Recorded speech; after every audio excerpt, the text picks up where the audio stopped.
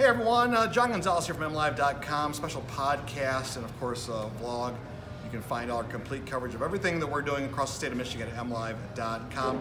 I'm with my longtime friend, Jay Allen. How you doing? I'm doing wonderful. Couldn't be better. Spring's right around the corner. Let's play some baseball. Let's play some baseball. You're wondering, who is Jay Allen? And what are they doing at Mitten Brewing Company in Grand Rapids? And why are they wearing Tigers gear? The old English D, right? Well, let's get to the story because it's a really fascinating story, folks. So we hope you can stick around for this whole podcast and this whole video. But it's a fascinating story, Jay. Basically, the Tigers, the Detroit Tigers, plucked you out of thin air, out of nowhere. That's right.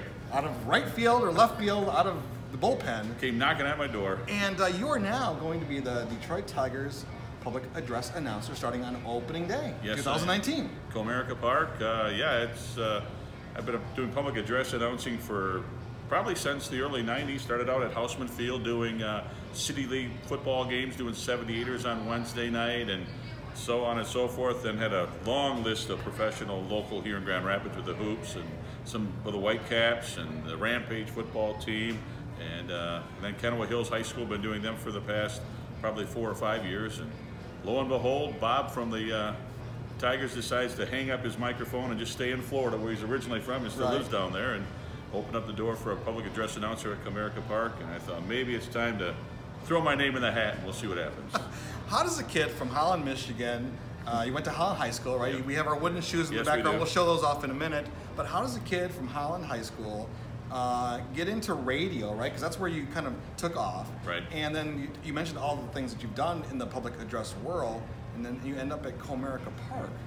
That's the good Lord. That's all I can say. This is His plan. I'm just kind of fulfilling my dream. But it started out working at a retail store in Holland. There was a radio station there. One of the local radio stations had a half-off sale. They did every spring at the Civic Center. All the merchants had to have everything they had at 50% off. It was kind of get rid of the clearance items.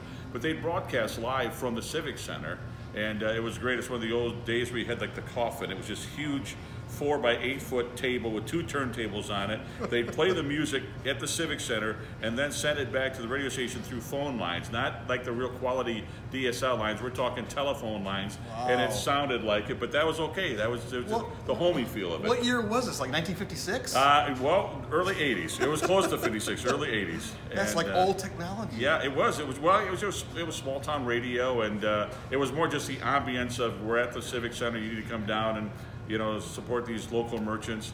And I always had an interest in radio.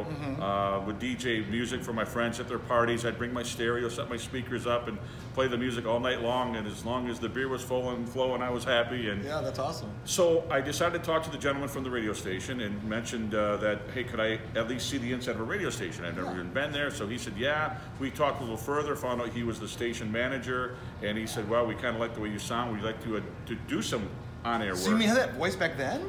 Yeah, this is for a long, long time. It was funny because at that time I was in my early 20s, and so I go on radio and everybody thinks I'm like 40 or 50 years old because it's just the way it goes.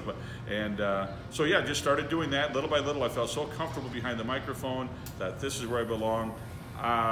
I wouldn't want to tell you what I was making because I mean, if you were in Holland back in the mid 80s, is this? What did you say? Yeah, about 84, yeah, probably like $3 an hour or something like that. You're close. Close to it, yeah. I think a little raise above that, but not a whole lot. And of course, they only paid you when you're on the air, so you 4-hour pay here, 4-hour there. And I remember one time, we were the bad winters of '78. Yes. I was living in Holland at the time, and they had to take me into the studio by a snowmobile. You couldn't, because it was south of Holland where the studios were. And we got in there to go to work, and we were doing 8-hour shifts. Well, we couldn't leave, but they would only pay us for the 8 hours we were on. The other 16 were eating corn niblets, Denny more beef stew, and just waiting for the next 8 hours so we go back on the radio. So, oh my goodness. Yeah, those when you pay your dues to be in radio. That's how you got the radio bug. Yeah. And then I know that you also have the baseball bug. You're a Tigers fan like I have. We've been fans forever. You were working for the Whitecaps for a while, right? When they first started? Yeah, well, when they first were coming on, I was working at Wood Radio as their sports director. And so Rick Berkey was going to do the play-by-play, and I was the sports director, so it was natural. And I even told interest that I would love to be the play-by-play or the color guy for Rick. And they said, sure, you'll do all the home games at Fifth Third Park, Old Kent Park. Old Kent Park then, yeah. And so that was going to happen. I was done doing morning radio at KLQ with the Q Morning Zoo. I'd been at Wood Radio for about 6 months, and then all of a sudden WGRD came calling and said, we'd like to team you up with somebody and do a morning show again. I thought, wow, that was probably the most enjoyable I had in radio. Maybe I should do that. Biggest mistake in my life. I left Wood Radio. Wait a minute. They teamed you with Michelle McCormick. Yes, they did. So that's not a big mistake. She's awesome. Michelle is great. It was just, what was so funny was, I had been on KLQ, which was a male-dominant radio station. Right. And now I'm a sports director at Wood Radio, kind of male-dominant. Right. Now I go to a top 40 radio station, more leaning towards, 25 to 35-year-old, 45-year-old women. I had not talked to that audience in probably 10, 15 years. Right. So I came across as this real kind of crude guy from you can't say mini skirt alert when the wind gets blowing. That you can't do that kind of stuff. Right. I said, well, I had no idea. Right. So it was kind of a proverbial train wreck. We tried our best, and of course, while this all happened, they were in negotiations to bring Kevin Matthews back on GRD, simulcast his show from Chicago. So the writing was on the wall, and Michelle and I got let go after 6 months, and then I fumbled at CUZ for a while, and was going back to Wood Radio for a while, but that didn't work out. Long story short, I went and started selling cars in '96, and that's what you do today. You sell cars today, right? Yep, over at Fox 4 down on 28th Street, just off of the Beltline. Been there for 10 years in the pre-owned department. They've been great during this whole transition here with the Tigers. They've been willing to work with a flexible schedule, right, so I don't lose benefits, and it's a once-in-a-lifetime opportunity that I still can't believe I'm actually going to be doing this. We'll talk about the Tigers here in a couple seconds, because I can't wait to hear you just give me some of the players' names. I'm just looking forward to that. But you did get back to the Whitecaps as a public address announcer there for a couple of years, right? Yeah, so literally weeks before the season was supposed to start, I'm leaving to go to GRD. In fact, it was funny, I went down to Arizona for spring training with the Whitecaps for a week. They were because they were with the Oakland A's at the time. Yes, they were the Oakland A's. So I went down, and when I came back from that spring training that day, I told Wood Radio that I was leaving. It was really a bonehead move on my part, but you're young, stupid, you don't do things, you're not thinking straight. Right. And the sad thing was my mother was passing away at the same time. And so you had all these things going on, you're just not thinking clearly. And so, yes, I left. Rob Sanford then came in to be the color, which he loved. Yeah, that's what he really wanted to do, so it worked out great for him. But about a year and a half later, the original PA guy was Rick Campbell. Rick Campbell, yeah. About a year and a half after that, his job kind of switched where he could no longer make the game. So I got a hold of the Whitecaps, and what about me doing it? And they were great. Whitecaps have always been great. It's a great organization. Yeah. So I started doing that for the final half of the second season. Got to the third season, and we were doing some things on the field, and I said, well, why don't I just start broadcasting from the field, and I'll do the introduction from the field. They thought, we got nothing to lose, so I ended up being the PA announcer that really was on field more than up in the booth, and I loved that for about a year and a half, and then my kids were at that age. Yeah, when they get busy. Yeah, I just wanted to be a dad, and just away from home way too much, so. You were telling me off the air that you would see little kids at the ballparks with their families and their dads, and you'd go, I'm missing out here. Yeah, I should be that dad.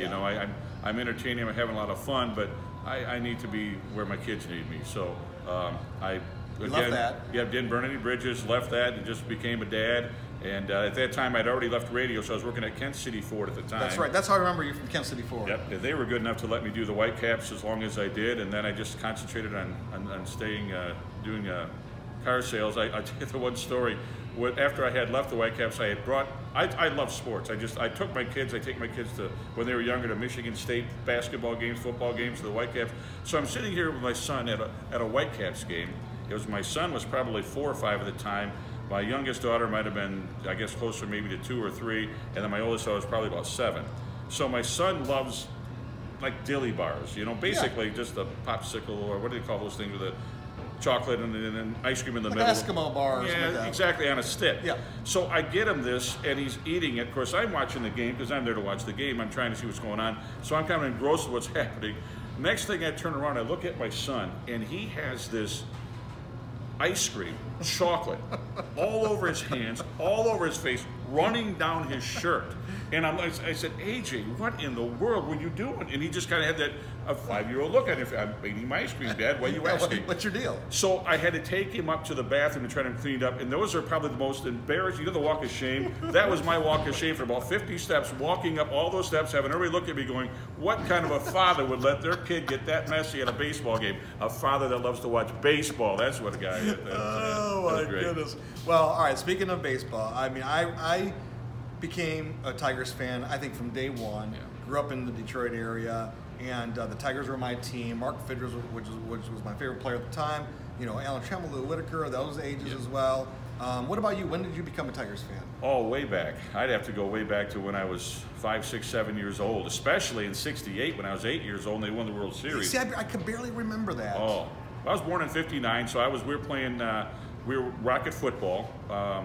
8-year-olds playing out in this open field practicing, and of course back then the games were during the day, so they start at 3 o'clock. So while we were doing our practice, we'd have a radio on the sidelines blaring as loud as it can the ball game, because we wanted to was going to the World Series against St. Louis. Those are the memories I've had. I have memories of my dad who would sit at home watching television but having this little transistor radio in his pocket with the earpiece coming on, one of the earpiece, and listening to Ernie Harwell and Paul Carey day in, day out. Love baseball. I get my love for baseball from my dad. I get my voice from my dad. And so, yeah, my dad was very influential in all of my love for sports. Yeah. So it goes way back, of course. Then you got the '84, the roar of '84, 35 years ago. And what a, 35-5, what a start, Unbelievable, yeah. And what a great season they had. And then we had in '06, in '12, or I should say 12, yeah. Another great year. So we're just, baseball is, it's crazy. I was asked what I enjoy doing most when it comes to public address. I've done basketball, I've done football, I've done baseball. And basketball and baseball, or basketball and football, you're part of the game. Like when I do the arena football, you're constantly telling what happened with the play, how many yards, what's the second down. You're always into it, just like basketball. Baseball, it's so much more relaxed. It's so much where you introduce the batter and you sit back and enjoy the game. Yeah, because you're not like a play-by-play guy where you're saying, okay, it was a foul ball to the left side. Boy, just out of reach of the left fielder, right? Exactly. You're like, everyone can see that. You're a fan. You can be a fan and do public. You can be a fan and do play-by-play too. Don't get me wrong. But you can be a real fan doing public address because you just announced now batting. First baseman number 24, Miguel Cabrera, and you sit back and see what he does. So do you have to play the walk-up music too? Days of old, yes. When I did the hoops, in fact, when I did the Whitecaps, you got your mixer in front of you. Right. And back in those days, which was 25 years ago, we didn't have computers. We had everything on cassettes. So you had to rewind and cue up the cassette, sit the cassette in the player when you wanted to make a sound effect and then hit it. You had your board. You did everything back then. Nowadays, thank you, they have a DJ that sits next to me at Comerica Park. He handles all the walk-up music. All I got to do is the introduction. They've got a guy behind me that runs the soundboard for the ballpark. So yeah, it's all different now. I can just be a fan with a microphone. So I'm excited. So awesome, folks! If you're just watching right now, we're talking to Jay Allen. That's your professional name, right? Yes. It's the name is James Allen Swearinga. And when I got into radio in Holland, I would go by my real name, which was Jim Swearinga when I did radio. Then when I came to Grand Rapids, they thought that Swearinga was a little too ethnic sounding. No offense to us Dutch people, but they said we need something more generic. So I always liked my middle name, so we use Allen. Well, I didn't like the way Jim Allen sounded, so I liked the way Jay Allen sounded. So I thought, well, this is crazy. What do you think? I said, okay, well, I'll put the J. Allen. And that'll what I'll use. But then I thought, well, no, then someone's going to ask, what's the J stand for? What's Jim? Why aren't you using Jim then? So I thought, okay, I'm going to write out. You love this, don't you? I'm going to write out J. Allen, and that's been my professional name since probably '88. Well, you told me off air that when you kind of made this, you sent in your resume, and you sent in a tape, which was a voice recording over your phone. Yeah, exactly. Because you didn't have a demo tape, and they kind of didn't get back to you right away, and you thought this opportunity was going to be over, right? Well, what happened was when I saw that Bob was retiring, I called the Tigers and I talked to a wonderful gentleman, and he said, yeah, send us a resume and give me some audio. And I said, well, everything I do is live. I don't. He said, well, all you really need to do is take an old lineup and just do it in your phone and just email that to me. And I thought, well, I don't know what that's going to sound like. but I'll do that. So I sent it to him, and I had read, it was just on Facebook, some of the other responses that some of the other guys had gotten, which basically were thanks but no thanks, and I thought, well, that's probably what I'm going to get too. And it was originally, he just said thanks, but we're going to try to find somebody local in the Detroit area, which I understood, and I emailed him back saying, hey, if I could even just do a fill-in, just one game, you'd be the dream come true for me. Right. So a couple of months later, I get a call. So this is October. In December, I get a call. A 313 area code, had no idea who it was, and said, this is so-and-so from the Detroit Tigers. Are you still interested in the job? And I said, well, yeah, that interest hasn't gone anywhere for 20 years. So he said, well, we haven't really found what we're looking for. What do you think we should do? And I said, well, I think maybe I should come to Detroit and we should probably do an audition. And he said, you got to remember, this is a part-time job, right? And I said, I don't care. This is a dream come true. Right. I'll make the concessions. So I went down there, had a nice one-on-one interview with this gentleman, and then they threw the speakers on. I did some reads through the park system. They recorded it, and so you were actually in the booth. I was in the booth. Wow, what was that like? With the microphone. It was surreal. It was like, well, the first thing, if I got something, I'll tell this story. When I first got there, I got there about an hour early, and I had been to Comerica Park. I've been to ball games, right? But this is a different situation. I'm looking at this massive architectural piece of wood and metal, and I thought to myself, what in the world are you doing here? What's this little Holland? Dutch boy from Holland sitting there going to talk to that guy way up there in the second or third tier? You're nuts. You need to go home, forget about this, and just be happy doing what you're doing. And I walked to the back of the field, and I looked at the press box from the outfield, and I remembered the movie Hoosiers. Yeah. Okay, with Jack. I know who you're talking about. Yeah, that guy. Gene Hackman. Gene Hackman, Gene. Anyway, when the team gets to Butler University for the championship game, great scene, and the kids walk in and they're looking at this huge gymnasium, and they're just in awe. And I love how Gene Hackman's character hauls out the tape measure, measures, it's 10 feet, it's 10. Guys, these are the same dimensions as our gym back at home in Hickory. Literally, I looked at the press box, and I thought to myself, that's really Fifth Third Park with a few extra seats on it. And I settled right in, I felt comfortable, and that really helped me because I had to put it all into perspective because it was such a daunting task to walk into Comerica Park thinking that I might actually have a job here. That's crazy. But I went through the audition, and then I was waiting through basically January. I would send them periodic emails, anything new. They never said, nope, you're not in the running. They just never gave me any encouragement, which was fine.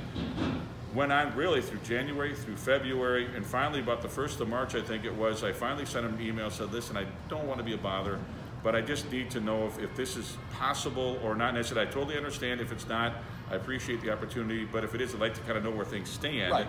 And they had told me up to that point, well, logistically, we're still worried about the trip, going back and forth. And I said, well, if you could please forget that. I've got friends in Detroit, I've got relatives in Detroit. If I need to stay in Detroit, I will. Don't let me not get this job based upon logistics. Right. If I'm the best candidate, please give me this opportunity, and I promise you won't be sorry. So I think they took it all into consideration, and finally I emailed him this Tuesday, and 2 days later he called up and said, we'd like to offer you the position. Oh my God. Wow. In fact, even when it happened, I thought, that was at work. It's like, huh? What? What am I? Because it's funny, the way he offered it, he just, well, Jay, we made a decision. I thought, well, that usually means I'm not going to get it. Thank you a lot. Well, we made a decision, Jay, and you can be our PA guy if you'd like to. I thought, wow, oh yeah, well, let's do this. So, yeah, I've been there a couple of times, a couple of Tuesdays doing some run-throughs. I'll go through one more time a couple of days before, which would be Monday before the Thursday home opener. And I've had to learn some things. I thought that I had public address announcing done very well, but I have a tendency to talk fast sometimes because of the radio days. You have to slow that down. And they've been very helpful and very supportive, and I think it's going to be great. I'm hoping to do this for the next 15 years. I really do. You can, my friend. And I can see that happening. Well, I'll tell you what. We talked a little bit off the air as well about just this whole experience for you. One thing that really hit me when we were talking is that you take incredible pride for this, and you said it's almost a validation of your life and your career, but you take this honor seriously, and you're ready to rise to the occasion. Yeah, I said to my wife when I did the audition, I said, if I don't get this, I'm going to feel like I'm a failure. And my wife's been my biggest fan, and she said, no, you can't look at it that way. It's not that you're not qualified to do it. They just might have somebody better. My son, who's now 24 years old, just got married in August. The kid with the ice cream over Yeah, there? he's wise beyond his years. AJ's a great kid. He's going off, but he's got some opportunities to do more schooling. Awesome. And so he said to me, Dad, you know, it's like auditions. You look at an actor. You could have 20 actors that all could play this part, but only one fits that part. He said, Dad, you know that you're good enough to do this. If you don't get it, it's not because you're not good enough. They just decide to go with somebody else. Right. Wow. So in my mind, I'm always thinking, yeah, you're right, you're right, you're right. But I'm still thinking, this is really what I want to do. I had thoughts earlier in my life that maybe I was supposed to go into the ministry. I've got my twin brother, who is a Christian Reformed Church pastor at Oakland Christian Reformed Church, just kind of in the Hamilton area. My oldest brother, who's 10 years older, is an Anglican priest. Really? Out in Bellingham, Washington. So my parents were very, very wonderful Christian people, and so they instilled a lot of godly things in our lives. And so I've always felt like, well, maybe I've missed my calling because I didn't go that route. And I tried it a couple times, and just the doors just never really opened up like they were supposed to. And so you always want to have something in your life that you feel like I made a difference. I made something on my life. And, you know, and as you watch this, I promise, there's so many of you that feel that way. I need to do something more. Just do it. Somewhere along the line, I think God's going to give you the opportunity to fulfill what He's placed in your heart. Because these desires really, I really believe, come from Him. Years ago, I was told, you know, that by a pastor that I never met, didn't know. He just came by and he says, I don't know who you are. I just feel there's an anointing on you. And I said, someday you're going to get a call. And I just pray that you heed that call when you get that call. Wow. Some people think that, but to me, I took it to heart. I thought, well, this guy doesn't know me from Adam. Right. What's going on here? So I always thought, well, that call must be, I'm supposed to be somewhere in the ministry. Right. What a wonderful experience when I find out the call might have been that I was just supposed to be using the gift that God gave me in a major league ballpark for the Detroit Tigers. And so here's a guy who's turning 60 years old, who I feel like my life is all of a sudden validated. I feel like I have purpose. I love selling cars, don't get me wrong, but that was a vocation. This to me is a passion and a dream that I cannot still believe that is going to become real Thursday with the home opener. Home opener. And this is going to be a home opener. I mean, those things are extra special. A lot of pomp and circumstance around them. You probably got a long script of things you have to read pre-game and everything. We look forward to it. I'm going to be there. I think all of Michigan will be tuned in to the games, obviously, as well. And throughout the season, they can turn around. They can be at Comerica Park, and they can turn around and say, hey, I know that voice. I know that voice. I heard that voice before. So yeah, it was kind of fun. They had me read a bunch of security stuff too. So as you walk up to, I'll be the guy saying this is a weapon-free zone, you know, and make sure your bags are open and all that kind of good stuff. So yeah, it's been a thrill. I was there last week for a couple of hours. I didn't want to leave. It was just one of those things. Can I just sit here? I don't have to do anything. Just let me sit here and take in the skyline of Detroit and just. Yeah. All right. Yeah. Well, we're looking forward to it. All right. So I asked you. All right. I hinted that I wanted to hear some Tiger names come out of your voice. So can you give me a couple lineup changes or lineups coming up? Like the game's ready to start here right now at Mitten Brewery. Yep. You know, and on the mound looks like Matt Moore is going to be pitching today, right? Yep. So how would you say Matt Moore is starting? I'd say the starting pitcher for Detroit, warming up in the bullpen, number 51, Matt Moore. Of course, when you're in front of people, you get a little more excited. When they come to the bat, it'd probably be something like, now batting. First baseman, number 24, Miguel Cabrera. And this is my favorite, your Detroit Tigers. I can't wait for that. So I'm glad Miguel's not that hurt. He's going to be okay. He'll be there. He got hurt in the hand the other day, and I'm like, oh no. I hope you'll be there. I'm counting on.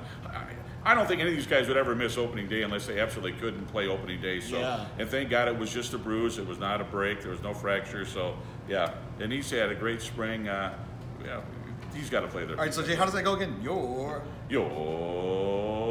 Detroit Tigers. Did they give you that line, or do they tell you this is how they want that's it? That's me. When I did it, I said, how do you want me to do all this stuff? They said, just do it, and we'll tell you if we want you to change it. So they haven't told me to change it yet. So you got to have your own little flair, you know. And that's my little flair. You're gonna walk into the stadium on opening day. They go, hey, we have a couple changes we want to make. Yeah, you're not doing that no more. Oh, okay. Just say Detroit Tigers. Do you have a public Facebook page or a website or anything? How can people stay in touch with you? Well, are you gonna be on Snapchat the whole time during the game? I don't know. I'm not real good about all that technical, new fan. I'm not. I mean, texting. I just got used to texting a couple of years ago. But yeah, it's J. Allen Swearing is my Facebook page, Right. and I mean, I'll try to put some stuff on there from time to time. But I'm more of a. I just love doing what other people are doing. I'm not a great promoter. I promote myself when I need to. Like I promoted myself very well for this position with the Tigers, Right. but Yeah, just you. I'm You're kind just of you. humbled. Yeah, you I are. love Yeah. what I do, We all love you.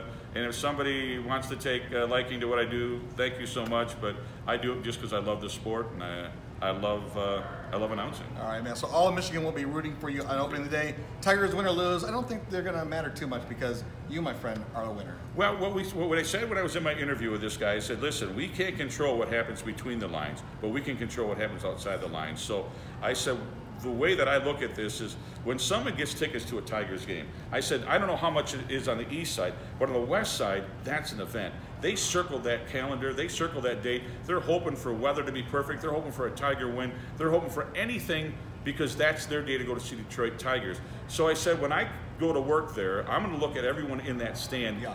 Those people, this is an event. This is something that they have waited 6 months for, and I'm going to do everything I can to make that person feel so welcome and enjoy themselves so much at what's happening at Comerica Park. So win or lose on the field, you walk out of there saying, man, that was the best 3 hours of my life. We got to come back, and that's what I'm going to try to do. All right, folks. That's Jay Allen. You're going to hear him this year, 2019, Detroit Tigers, Comerica Park opening day, and every home game throughout Yes, the sir. season. Yes, sir. Take care, everyone. Bye. Thanks. See ya.